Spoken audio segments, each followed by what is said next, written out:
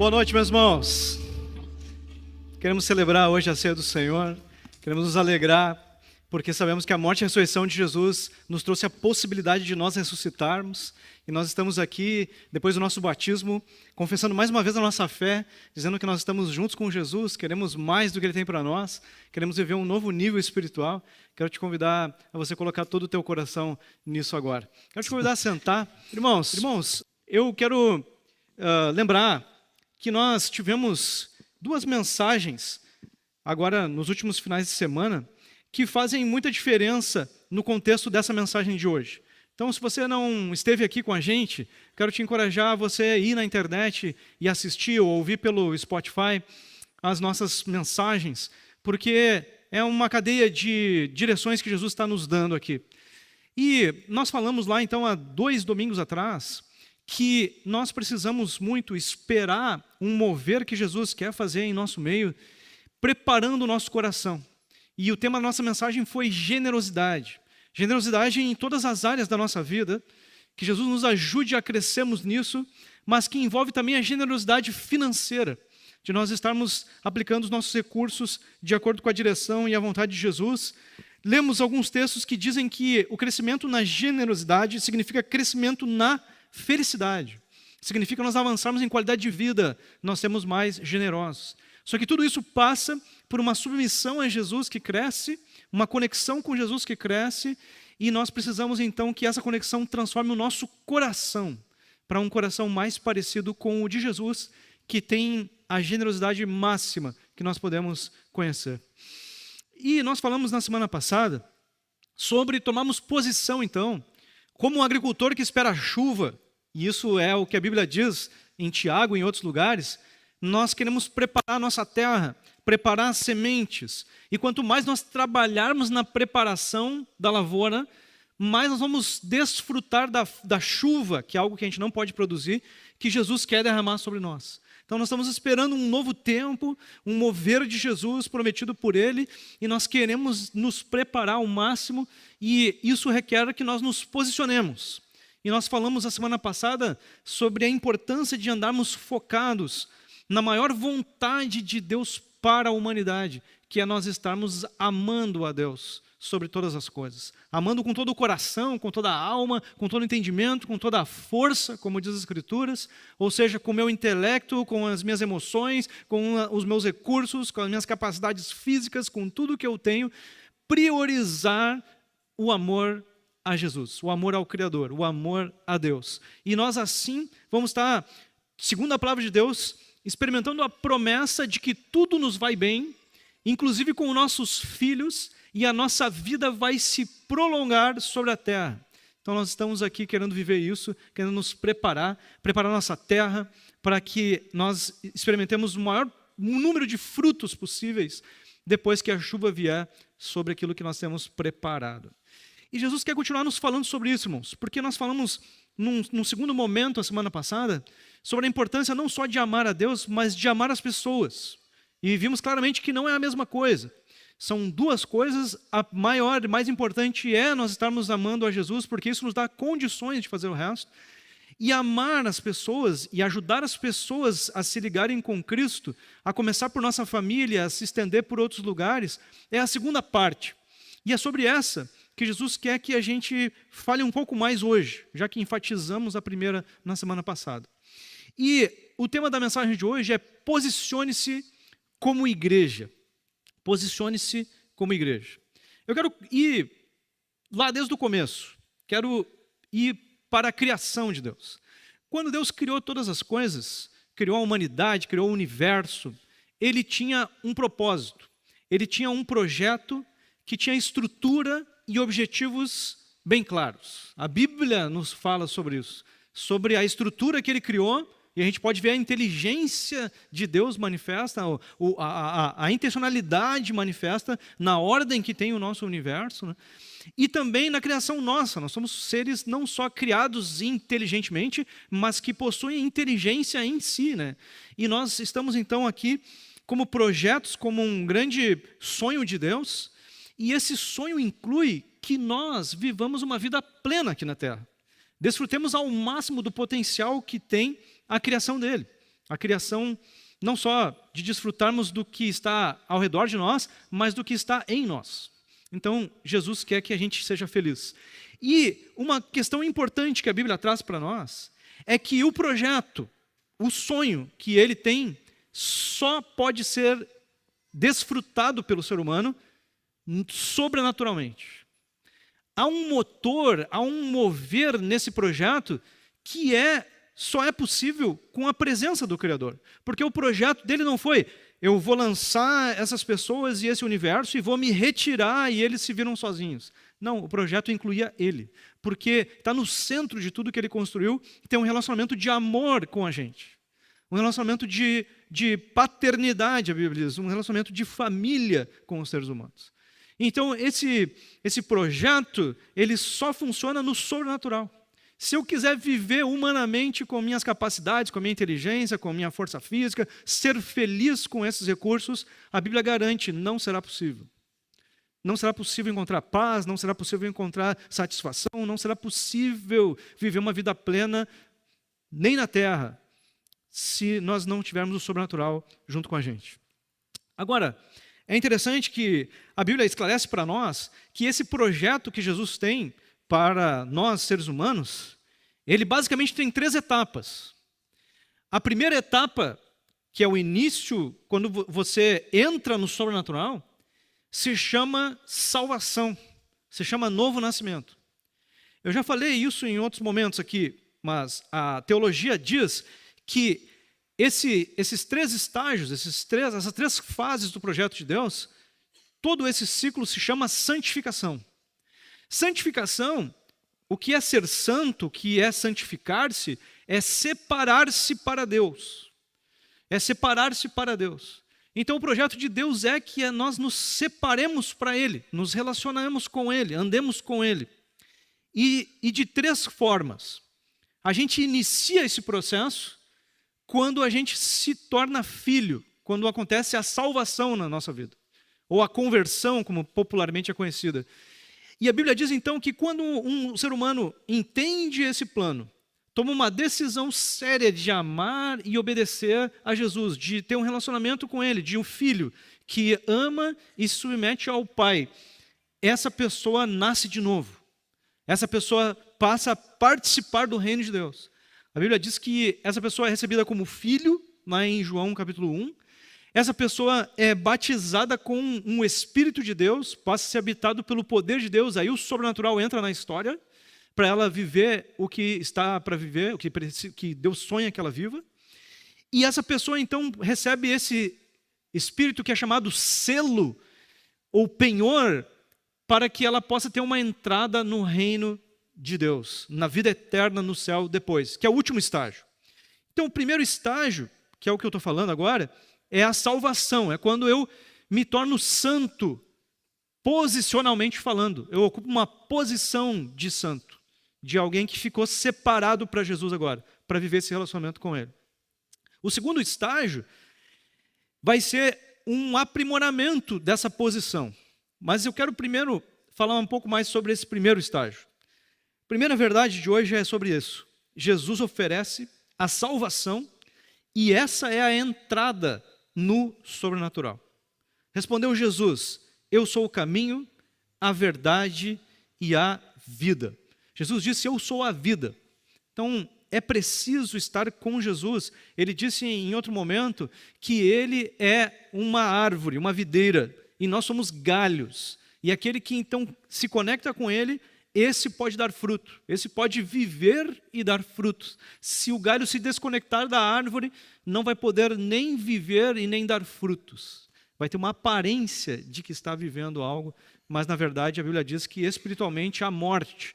E aí emocionalmente é muito difícil de estar bem. Então, nós precisamos entender isso, que a salvação é o início desse plano que Jesus tem para mim, e essa entrada não é automática. Nós não nascemos fisicamente já dentro do reino de Deus. É preciso fazer uma escolha, porque amor é uma escolha. Então Deus traça todo um plano que tem algo bem no centro, que é um relacionamento com Ele de amor, e o amor só acontece quando os dois lados decidem viver isso. Então Jesus espera que todo ser humano tome sua decisão de ser um filho, de viver um relacionamento de amor e obediência com Ele. Então essa é a salvação, é a entrada, é a salvação, a santificação posicional. Então eu me converto, eu nasço de novo, sou batizado com o Espírito Santo. Tá, e a partir de agora, então, que eu tomei essa salvação, essa santificação posicional, o que faço agora? Eu preciso desenvolver essa posição, desenvolver essa salvação. E aí entra um processo que vai durar minha vida inteira, minha vida aqui na terra inteira, nesse processo. E aí, de novo, eu vou colher resultados quanto mais eu estiver dedicado a viver esse processo de aproximação, de separação, de dedicação, de devoção a Deus. A minha qualidade de vida aqui na terra pode crescer infinitamente. Porque como nós falamos, nós estamos na busca de conhecer mais a Deus. A Bíblia diz que quanto mais eu conheço, mais... Isso é uma lógica aqui humana. Quanto mais eu sei, mais eu posso. Então, quanto mais eu conheço sobre Jesus, mais acesso eu tenho às coisas espirituais e eu posso ter mais qualidade de vida. E quanto eu posso conhecer de Deus? Infinito. Porque o dia que eu souber tudo sobre Deus, eu sou Deus. E isso nunca vai acontecer. Então eu tenho um infinito para avançar espiritualmente e crescer no meu posicionamento, na minha santificação progressiva. E o último estágio, então, o primeiro estágio é a entrada no processo de santificação, é a salvação, é a conversão. O processo, a segunda fase do processo, do projeto de Deus, é que eu esteja crescendo nessa santificação, buscando a conexão e a vida com Jesus para crescer. E o processo final, então, do projeto é a vida no céu. É a santificação final. É a separação total para Deus eternamente. Então, meus irmãos, o sonho de Jesus envolve tudo isso. Mas envolve também uma instituição, uma organização, uma estratégia que Jesus criou, que é a igreja. Jesus estabeleceu que esse projeto só funciona também coletivamente. Não dá para sermos filhos individuais se relacionando com o Pai para que esse projeto se realize. O projeto de Jesus envolve também a conexão entre aqueles que são batizados espiritualmente. Então a igreja é uma instituição, é uma organização que está envolvida nesse projeto. E, de novo, o funcionamento da igreja depende do poder de Deus. Agora, irmãos, uma coisa que nós precisamos sempre estar pensando e fugindo dela é de termos aqui, ou em qualquer lugar, reuniões que parecem igreja e não são. Porque é possível, e a humanidade prova isso, que nós criamos organizações, associações, muitas fazem boas ações e etc., que não envolvem o poder de Deus, que não envolvem processo de santificação, de aproximação de Jesus. E é possível a gente ter uma reunião de pessoas com músicas que falam sobre Deus e com outras coisas mais, com uma placa dizendo igreja, e não está funcionando pelo poder de Deus.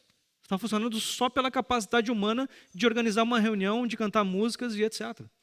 Então nós não queremos isso. Nós queremos igreja de verdade, que se move pelo poder de Deus. Então nós queremos muito viver o projeto de Jesus e lembrar sempre que é dependente esse projeto da conexão com Ele e do poder do Senhor se manifestando. Então hoje eu queria te convidar a gente ler alguns textos que estão em 1 Coríntios capítulo 12 e Efésios capítulo 4 também.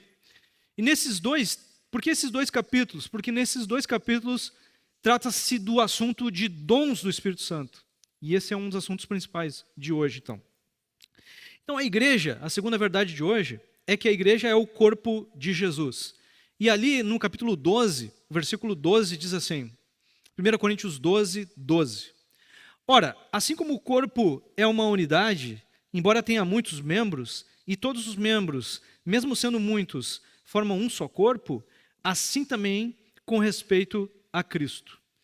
Ele está dizendo, então, que nós somos um corpo, que é o corpo de Cristo, e que somos muitos membros, que os cristãos são membros, e nesse mesmo capítulo 12 ele vai explicar, ele vai dizer que o olho não pode dizer para a mão, eu não preciso de ti, dizendo que uns de nós são olho, outros são nariz, outros são mão, outros são pé, e nós formamos o corpo de Cristo, cuja cabeça é Jesus. Ele diz, Jesus é o cabeça desse corpo que ele tem agora, que é chamado igreja. Então a igreja é o corpo de Jesus. A igreja não é um imóvel, a igreja não é um CNPJ, a igreja é o conjunto de todos os cristãos realmente batizados pelo Espírito Santo, não só aqueles que dizem que são, mas aqueles que são nascidos de novo. O conjunto desses forma uma família chamada igreja. E daí essa família chamada igreja, ela se reúne em locais diferentes, que nós chamamos de igrejas locais. Então, a Igreja Batista Passo da Areia é uma igreja local, é uma parte da Igreja de Cristo, que se reúne aqui em Porto Alegre, 2 lugares. Então, meus irmãos, ali no mesmo capítulo 12, versículo 27, ele vai dizer isso de uma outra forma. Ora, vocês são o corpo de Cristo, e cada um de vocês, individualmente, é membro desse corpo. Ou seja, cada um de vocês tem uma função individual que causa um somatório. Versículo 13. Pois em um só corpo todos nós fomos batizados, em um único Espírito, quer judeus, quer gregos, quer escravos, quer livres, e a todos nós foi dado beber de um único Espírito. Então, de novo, ele está dizendo que nós todos fomos batizados num Espírito, num corpo, para pertencermos. Agora, irmãos, uma coisa interessante sobre isso é entendermos quando que a igreja inicia, quando que tudo isso começa. Nós tivemos séculos de preparação para que chegasse o momento, então, do projeto se constituir da forma final dele. E esse projeto, que é a igreja, só se constituiu depois que Jesus subiu aos céus. Então, Jesus veio à Terra, o Deus Criador veio numa forma humana para que fosse um sacrifício, morresse em sacrifício pela humanidade, e depois ressuscitou, inclusive fisicamente, e depois foi visto fisicamente, subiu aos céus, e antes disso ele tinha anunciado que quando ele subisse, quando ele se fosse, ele enviaria alguém para ficar no seu lugar, alguém que seria espiritual, que é o Espírito Santo, que é a própria presença dele espiritualmente falando. E ali em Efésios 4, quero ler contigo o versículo 8, que diz assim, ó, por isso é que foi dito, quando ele subiu em triunfo às alturas, levou cativo muitos prisioneiros e deu dons aos homens.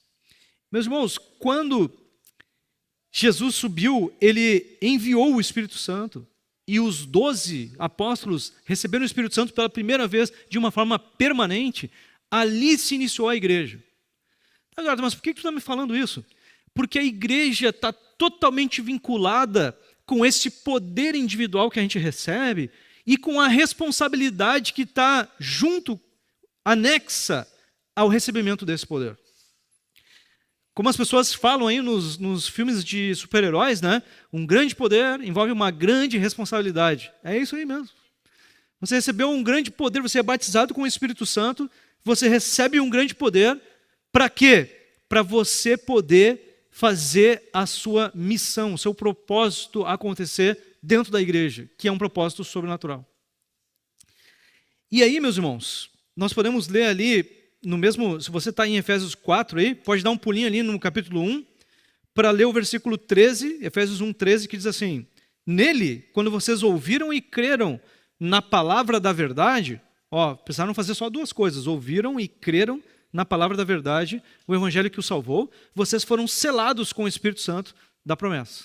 Outros textos bíblicos vão explicar que esse crer é mais do que saber que Jesus existe, é tomar uma decisão de amar e obedecer, como a gente já tinha falado antes.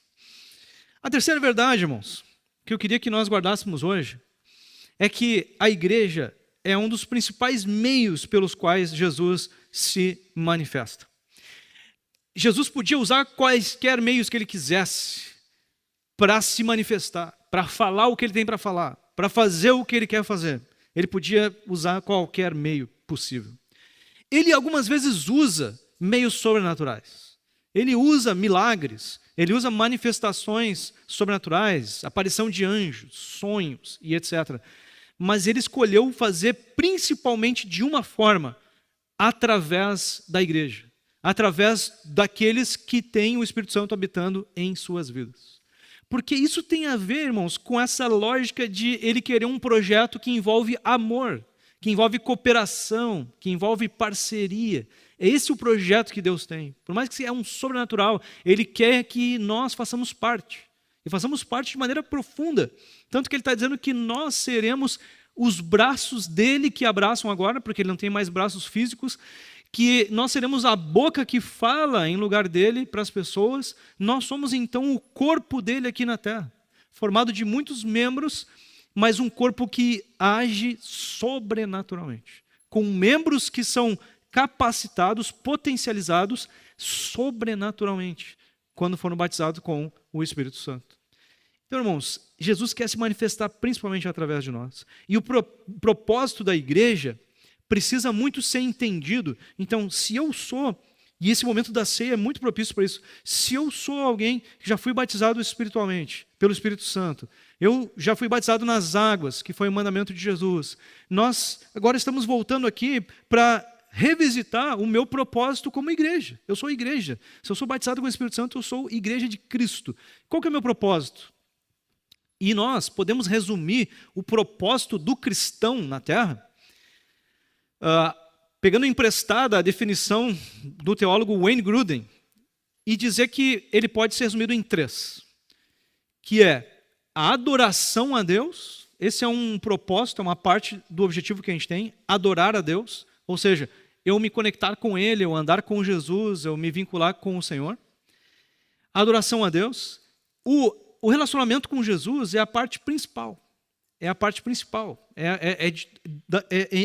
Tudo depende disso, da adoração a Deus, do amor a Jesus, como a gente já vinha falando. O segundo propósito é um olhar para fora da igreja, a evangelização e a ação social. Nós estamos olhando para fora e ajudando as pessoas. Esse é um objetivo que Jesus nos deu, ajudar as pessoas a entenderem o quanto Ele as ama e qual é o propósito, qual é o projeto que Ele tem para as suas vidas, para que eles tenham vida plena na terra e vão para a eternidade com o Senhor também. Então esse é um grande projeto e a gente ajuda as pessoas, não só as que ainda não são cristãs, mas em nossos irmãos também, emocionalmente e fisicamente também. Não só espiritualmente a serem salvos, mas também nas outras áreas. E, por fim, a terceira parte do nosso chamado, é interessante, acabei pulando, acho que a gente botou esse versículo ali, passa o próximo slide, não sei se a gente botou esse versículo ali, colocamos, Jesus, certa vez, foi orar de madrugada, e eles procuravam Jesus, e quando eles acharam, eles perguntaram o seguinte: todos estão à sua procura, Jesus. Todos estão à sua procura. Jesus, porém, lhes disse: vamos a outros lugares, aos povoados vizinhos, a fim de que eu pregue também ali, pois foi para isso que eu vim. E Jesus resumiu a vida dele com um propósito. Eu vim aqui para falar para os vizinhos que ainda não entenderam quanto eu os amo, qual o propósito que eu tenho para eles, eu estou aqui para falar para as pessoas. Então esse é um grande propósito nosso, a evangelização. O último propósito, o terceiro, é a edificação dos crentes.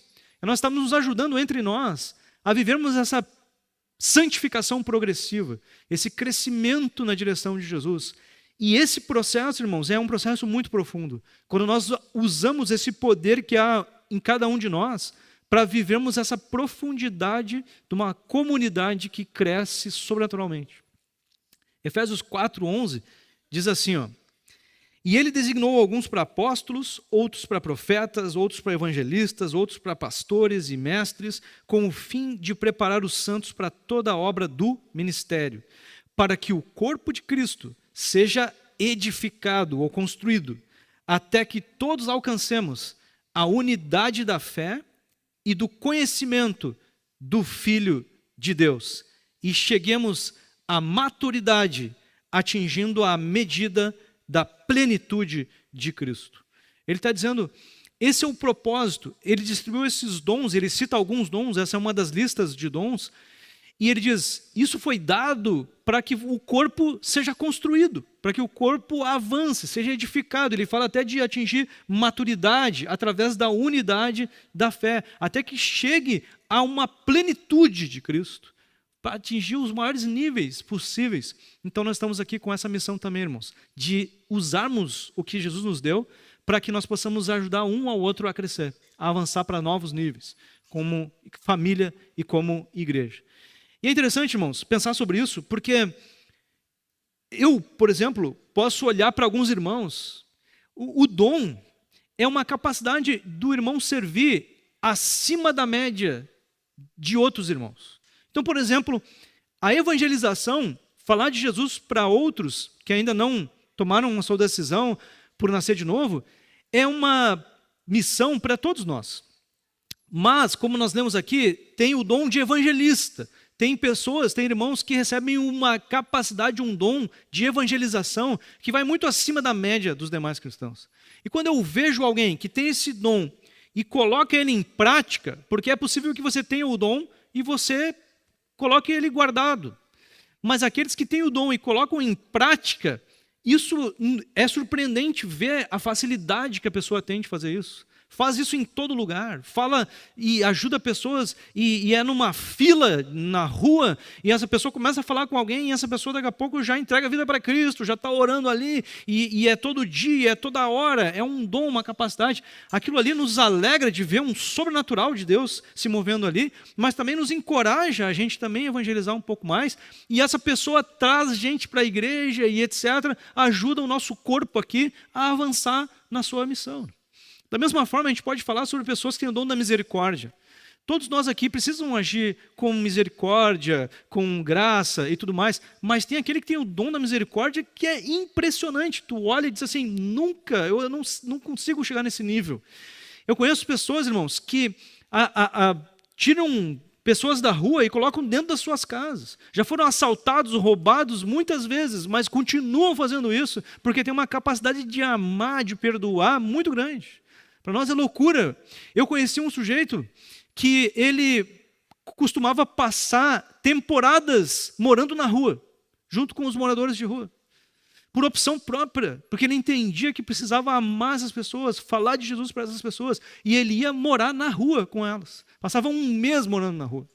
Irmãos, é um dom, é uma capacidade de misericórdia que vai no sobrenatural, vai além do que a média dos cristãos tem de condições. Então, quando a gente começa a viver e ver essas pessoas que têm o dom, colocando em prática, a gente vive um movimento impressionante, absurdo, que outros são encorajados a se puxarem um pouco mais na misericórdia, na evangelização, mas também vivem os frutos que essas pessoas, elas mesmas, constroem, amando, evangelizando e tudo mais. Eu trouxe aqui aquele texto de Gálatas 5 também, que é sempre bom lembrar, que diz que o fruto do Espírito, o fruto desse movimento, é amor, alegria, paz, paciência, um monte de frutos importantes para nós, que sem o sobrenatural a gente não vai alcançar. E nós todos precisamos disso, precisamos de amor, alegria, paz, paciência, todos nós precisamos. E nós então queremos muito que esses frutos cresçam entre nós, coletivamente. Lá em Efésios 4 ainda, o versículo 15 diz assim, antes, seguindo a verdade em amor, cresçamos em tudo naquele que é a cabeça, Cristo. Dele, todo o corpo ajustado e unido, pelo auxílio de todas as juntas, cresce e edifica-se a si mesmo em amor, na medida em que cada parte realiza a sua função. Então ele disse, olha, esse corpo avança, cresce, e ele constrói a si mesmo, ele desenvolve a si mesmo em amor, quando cada parte faz a sua função. Quando cada parte faz a sua função. E, meus irmãos, eu queria ir um pouco mais longe e simplificar um pouco mais as coisas. Nós podemos dizer que os propósitos da igreja são só 2, ao invés de 3. Que tem como base aquele texto que a gente usou a semana passada, de Mateus 22, que fala sobre amar a Deus e amar as pessoas. Nós podemos simplificar o nosso propósito aqui na Terra, como ser humano, dizendo, meu propósito na Terra é amar a Jesus e fazer discípulos. Amar a Jesus e fazer discípulos. Jesus deu uma direção bem clara lá no finalzinho de Mateus, antes de subir aos céus, dizendo, vão e façam discípulos, batizando-os, ensinando-os, vão e façam discípulos. Então, irmãos, isso resume a minha missão na Terra. E eu tenho refletido sobre isso, irmãos. Esse é um termômetro para mim. Quando eu me levanto de manhã e me pergunto, será que eu estou cumprindo o meu propósito, o propósito para o qual Deus me criou aqui na Terra? A resposta tem que passar por isso. Eu estou crescendo no amor a Jesus e eu estou avançando em fazer discípulos. Eu estou crescendo em fazer discípulos, tanto aqueles que não são ainda de Jesus, como aqueles que já são de Jesus, a crescerem espiritualmente. Eu tenho cumprido esse propósito? É uma pergunta muito importante da gente se fazer. Jesus está nos chamando, irmãos, para nós revisitarmos esses propósitos principais da nossa vida, individualmente falando e também como igreja. Qual é o meu papel aqui na igreja, como igreja? E por fim, irmãos, quarta verdade que eu queria que a gente guardasse hoje é que esse propósito sobrenatural, ele é alcançado quando cada membro atua com o seu dom espiritual nesse movimento, nessa família. Quando nós somos salvos, irmãos, nós nos tornamos filhos de Deus, nós somos acolhidos na família, sim. Só que a grande verdade que vem junto com a salvação é que eu ocupo uma cadeira nessa família, no reino de Deus, que vem com um poder e também com uma responsabilidade agregada.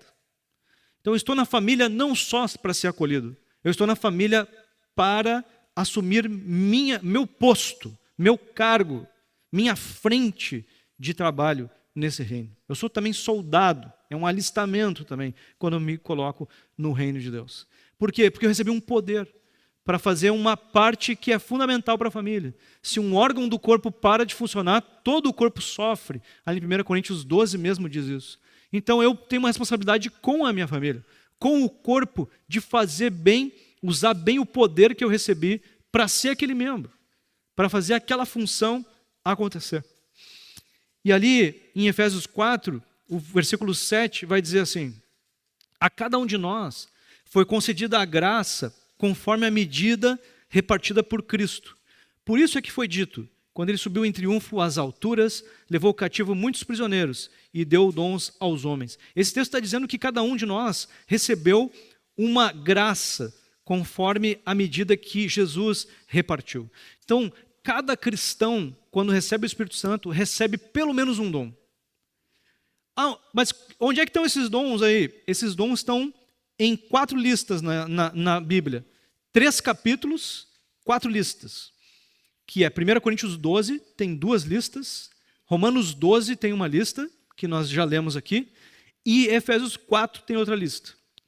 E esses dons todos são os dons que a igreja recebeu ou recebe de Cristo. Dom, irmãos, é diferente de talento. Tá?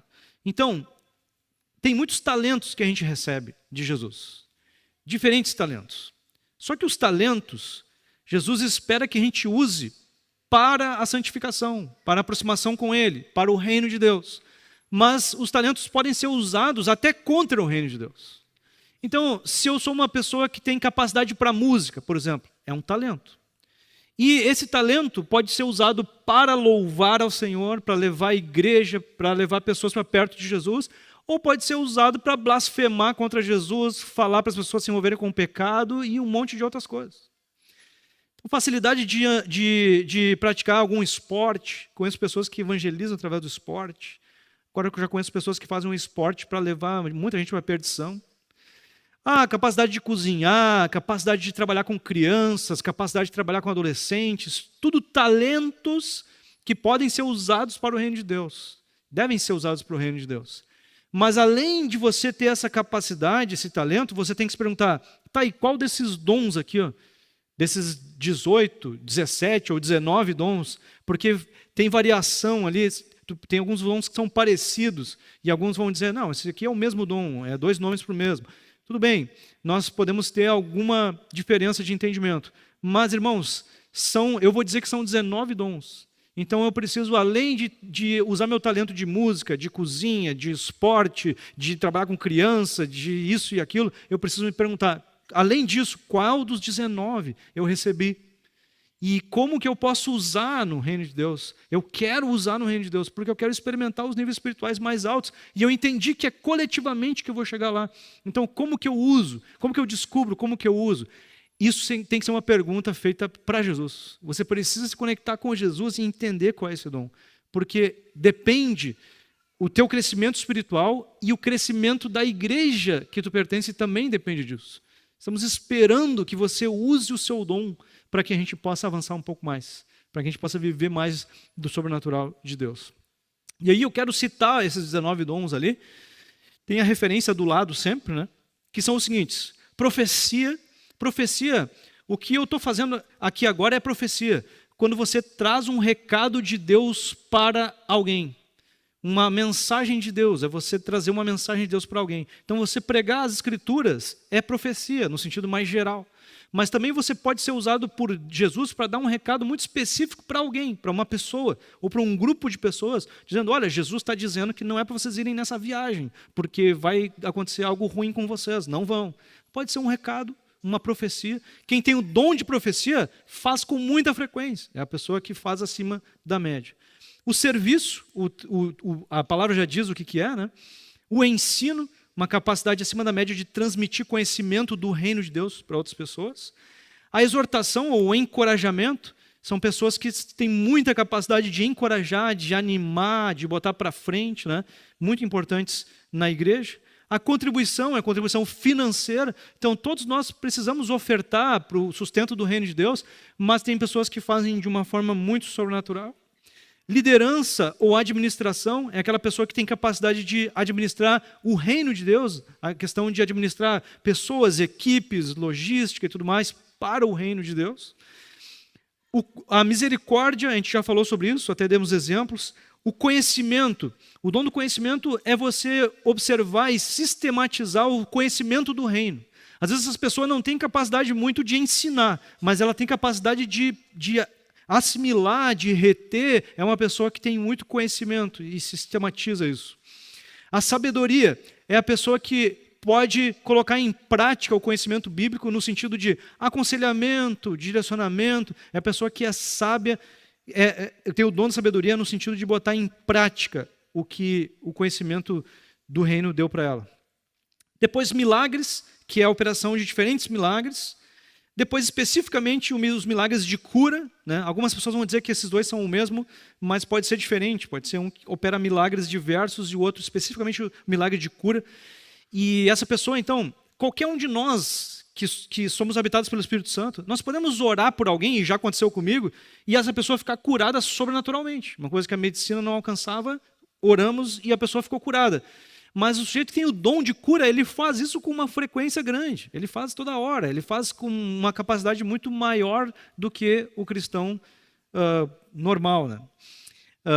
O dom da fé, a capacidade de colocar a fé em prática, no sentido de ouvir Jesus e confiar em Jesus acima da média. O discernimento de espíritos é aquele irmão que tem capacidade de reconhecer quando Jesus está agindo, como que Jesus quer que haja, aquela pessoa que ouve a Jesus um pouco melhor, ou também a pessoa que reconhece quando existem inimigos espirituais se manifestando, reconhece, isso aqui não é doença comum, isso aqui é uma manifestação espiritual, isso aqui é um mover de espíritos. A questão da variedade de línguas, que nós entendemos que não são falar em outros idiomas, é uma língua mesmo sobrenatural, que precisa, quando falada em público, ter interpretação de alguém para o idioma local, no nosso caso português, né, que é o outro dom, a interpretação. O apostolado, que nós entendemos que não é igual aos outros apóstolos, ninguém mais tem um chamado como o deles, que são apóstolos ou enviados de Cristo. Nós também entendemos que apóstolo não é um chefão de pastores e etc. Nós entendemos que apóstolo é um enviado da igreja. Enviado da igreja para quê? Para plantar igrejas. São os nossos missionários. Então hoje nós nem usamos esse nome, nós usamos o nome missionário. É o sujeito que vai desbravar, vai começar o reino de Deus, enviado pela igreja. O evangelista, a gente já falou sobre ele. O pastor, né, que é a pessoa que tem capacidade de acolhimento, aconselhamento, esse cuidado pastoral com as pessoas acima da média, né? E o mestre pode ser dito que é uma pessoa que ensina, tem um dom de ensino num nível maior. Ele seria um professor de professores, uma pessoa que ensina num nível ainda maior. Né? E, irmãos, importante que nós nos perguntemos que dom que eu tenho, ou quais, posso ter mais de um desses dons. E ir atrás de saber como quando, como que eu posso usar, o que significa e etc. Eu estou nessa busca, irmãos. Eu estou nessa busca de entender quais são e de me aprofundar no entendimento como é que se opera, como que se vive isso. Né? Nós temos cursos aqui na igreja. A nossa caminhada teológica, o 4º curso, se ocupa muito sobre essa questão dos dons. É uma dica de como conhecer um pouco melhor dos dons. Então, o encorajamento de Jesus para nós hoje é pensar qual é o meu dom, quais são os meus dons e como que eu vou botar eles em prática. Quero viver esse sobrenatural aqui na igreja. Então, o cristão é um chamado, um comissionado para uma missão. E Paulo, o apóstolo, que escreveu grande parte do Novo Testamento, ele se sentia tão comissionado, tão chamado, que ele se chamou de soldado algumas vezes, mas outras vezes ele disse: eu sou escravo de Cristo. Voluntariamente eu me coloquei como escravo de Cristo. E agora o que eu quero é ouvir o que ele tem para mim e obedecer. É tudo o que eu quero fazer. Eu quero ser um escravo de Cristo. Eu entendo a responsabilidade. Ele, inclusive, escreveu em Atos 20, 24 o seguinte: todavia, não me importo, nem considero a minha vida de valor algum para mim mesmo, se tão somente puder terminar a corrida e completar o ministério que o Senhor Jesus me confiou, de testemunhar do Evangelho da graça de Deus. Ele disse: não me importo mais com nada na vida, a não ser que eu cumpra o chamado, o que Ele pediu para eu fazer. Só isso me interessa aqui nessa terra, eu entender e viver o que Jesus tem para mim. Então, meus irmãos, a minha participação na igreja, a gente olha para o apóstolo Paulo e vê o quanto ele sofreu, o quanto ele foi perseguido, o quanto ele foi batido, quase morto várias vezes, e ele dizia: não me importo com mais nada, me importa eu fazer a vontade de Jesus, porque crescia a felicidade, crescia a satisfação, crescia a alegria dentro dele, apesar dos desafios. Ele via o sobrenatural, ele experimentava coisas sobrenaturais que talvez nenhum de nós vai experimentar, e ele queria mais disso, ele queria mais desse patrimônio espiritual que os seres humanos não podem entender. É por isso, irmãos, que quando alguém está dizendo assim: olha, eu estou sendo chamado para ir lá para aquele país onde eles perseguem os cristãos, se tu falar de Jesus tu pode ser morto. Aí alguém vai dizer com um pensamento humano: não, mas para que tu vai te envolver com isso aí? Não, fica aqui, mas tu está bem aqui. O resumo é que se ele ficar em Porto Alegre, vai ser a pior decisão da sua vida. Porque se Jesus está enviando para lá, é para lá que é importante ir. Para lá que eu vou encontrar verdadeira satisfação. O sobrenatural de Deus me espera lá.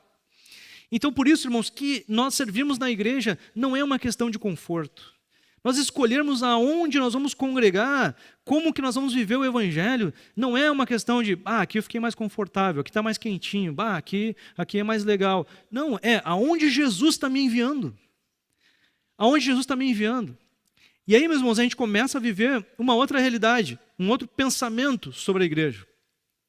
Foi interessante que no ano da enchente, né, nós estávamos aqui com um centro de distribuição, né, de coisas, e nós estávamos atrás de alimentos. A gente queria fazer cesta básica e não tinha lugar nenhum, porque estava tudo em escasso e tal. E daí soubemos que em Santo Antônio da Patrulha tinha. E daí nós fomos com uma van, estávamos aqui com uma van 0 km aqui, que estávamos usando, e nós fomos lá buscar essas cestas básicas. Só que eram muitas. A gente até exagerou, a van veio de um jeito que parecia os pneus arriados, assim, a gente sobrecarregou, né? Mas, em resumo, irmãos, era muita cesta básica para botar dentro daquela van. E quando nós chegamos lá, veio um homem com uma empilhadeira, tinha outros funcionários trabalhando lá e tal, e começou a dar-lhe cesta básica para dentro, mas pensa num cara que estava com sangue nos olhos. Aí vai, põe lá, e vai, me atira que eu vou, aí vai. Né? Nós ficamos olhando, né? E daí o irmão Evandro estava comigo e disse assim: tu deve ser um dos donos daqui, né? Porque o volume de trabalho, a vontade que o cara tinha para fazer, não pode ser qualquer funcionário esse cara. Tu é algum dos donos aqui? Eu sou o dono. Irmãos, é isso que Jesus esperava de nós. Que nós não fôssemos voluntários na igreja. Vamos ver se está confortável para mim vir hoje ajudar. Vamos ver se está bom para mim hoje vir ajudar. Vamos ver, talvez, tal. Não, eu tenho visto, irmãos, crescer entre nós. E eu tenho me alegrado com isso. Pessoas que vêm para cá e dizem assim: eu preciso, é meu. Eu sou um dos responsáveis. Pessoas que estão dando tudo o que precisam, se gastando para Jesus. E é aquela pessoa que alguém vai olhar e vai dizer assim, tá, mas tu é um dos donos aqui? Tu é um dos pastores aqui? Sim, eu sou um dos donos. Eu que preciso fazer esse negócio funcionar aqui. Esse deveria ser o sentimento de todos nós. Eu sou escravo de Cristo. Eu preciso fazer a coisa funcionar. É comigo. Eu preciso me oferecer e me voluntariar para que funcione. Então, irmãos, esse sentimento precisa tomar conta de nós. Pessoas com iniciativa, com vontade de fazer o reino progredir. Meu propósito na Terra, então, em resumo, irmãos, é ser um membro atuante da igreja. Primeiro, eu preciso me tornar membro da igreja, através da salvação, através de uma decisão da conversão, do novo nascimento, de ser habitado pelo poder. Depois de habitado pelo poder, eu quero ser um membro atuante da igreja. Usar o poder que me foi conferido para dar essa resposta e viver esse propósito na família, no corpo de Cristo, que é a esperança do mundo. Irmãos, não coloque a sua esperança em nada mais que vai mudar a Porto Alegre, vai mudar o Rio Grande do Sul, vai mudar o Brasil. Não tem nada com o poder, não tem um movimento social, não tem movimento político, não tem nenhum movimento capaz de mudar a realidade da cidade, do estado e do mundo para melhor, a não ser a igreja de Jesus Cristo e o poder de Deus. E Jesus está te chamando para fazer essa diferença, para te sair daqui hoje mais envolvido nesse propósito, se perguntando, como que eu tenho feito discípulos? Preciso me mexer mais. Como que eu tenho amado a Jesus? Preciso me mexer mais. Porque eu fui criado para isso, Jesus me chamou para isso, Jesus morreu para isso, e eu preciso dar essa resposta de maneira mais profunda, preciso me envolver mais, como algo meu, como algo que eu sou responsável. Para terminar, irmãos, quero ler com vocês Efésios 3. Nós lemos tanto o 4, né? Mas no 3, diz assim, a partir do versículo 17. Para que Cristo habite em seus corações, era a oração de Paulo, mediante a fé. Esse habitar nos corações é que ele fique no centro das emoções, seja a coisa que vocês mais amam na vida. E oro para que vocês, arraigados e alicerçados em amor, possam, juntamente com todos os santos ou com os crentes, compreender a largura, o comprimento, a altura e a profundidade e conhecer o amor de Cristo, que excede todo o conhecimento, para que vocês sejam cheios de toda a plenitude de Deus. Ele disse, vocês vão chegar lá, eu quero orar para vocês chegarem lá, a conhecerem mais sobre Cristo, mais profundamente, chegarem à plenitude do conhecimento de Cristo, e que vocês façam isso andando alicerçados e arraigados em amor, juntos com todos os crentes, os cristãos, e coletivamente vocês cheguem lá. Coletivamente vocês cheguem lá. E o texto continua, aquele que é capaz de fazer infinitamente mais do que tudo o que pedimos ou pensamos, de acordo com o seu poder que atua em nós, a ele seja glória na igreja e em Cristo Jesus, por todas as gerações, para todo o sempre. Amém. Aquele que é capaz de fazer infinitamente mais, ele quis deixar claro sobre isso. Vocês podem crescer infinitamente. Ele pode dar infinito para vocês, espiritualmente, sobrenaturalmente falando. E eu quero que vocês busquem isso. Busquem em unidade alcançar esses novos níveis espirituais. Então, meus irmãos, o desafio para nós esse é hoje, de nós estarmos nos posicionando como igreja, individualmente, como membros da igreja, de uma maneira mais profunda. Vivendo, perguntando para Jesus e vivendo o propósito que Ele tem para nós, de uma maneira mais intensa. Eu queria te convidar em pé agora, e nós temos um tempo de conversa com Jesus sobre isso agora. Eu queria te convidar a você falar com Ele sobre o que você ouviu. Talvez algumas pessoas aqui estejam se perguntando sobre como entrar no sobrenatural, sobre como dar esse passo de salvação, o passo do crer, do novo nascimento, de ser batizado com o Espírito. A Bíblia diz que é preciso uma decisão de coração e também uma oração, uma confissão com a boca, lá em Romanos 10, 9. E nós gostamos de ajudar as pessoas a fazerem isso. Então, talvez se você entendeu hoje, teu coração já decidiu isso, que você quer andar perto de Jesus, que você quer andar nesse relacionamento de amor, de submissão a Jesus, quer fazer parte da igreja de Cristo, quer ser habitado por esse poder, quer ser batizado nas águas, como Ele disse que deveria ser feito. Quero te convidar a fazer uma oração agora. E é uma oração bem simples. Eu vou te ajudar com as palavras. E você pode falar isso para Jesus agora, como uma confissão daquilo que você já tem no coração. Então diga assim para Jesus: Senhor Jesus, entendi meu propósito melhor. E me arrependo de ter andado longe. Mas hoje, eu entendi